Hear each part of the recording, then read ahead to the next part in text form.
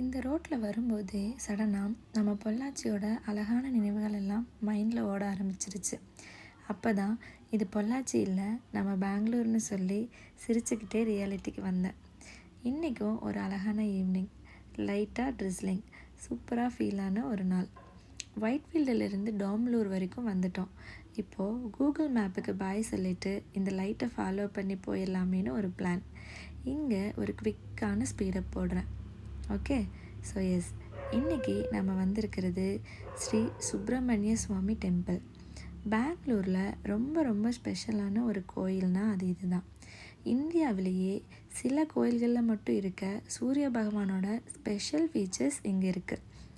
இந்த கோயிலோட ஆர்கிடெக்சர் பார்த்தாலே சோலார் பேஸ்டு டிசைனில் கட்டப்பட்டதுன்னு சொல்லுவாங்க.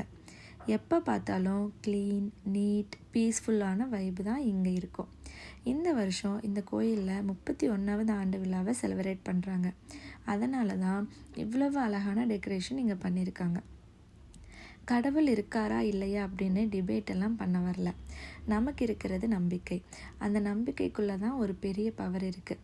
அந்த பாசிட்டிவ் எனர்ஜியை இந்த யூனிவர்ஸ் முழுக்க ஸ்ப்ரெட் பண்ணலாம். நீங்களும் பெங்களூரில் இருந்தால் மறக்காமல் இந்த கோயிலை விசிட் பண்ணி பாருங்கள்.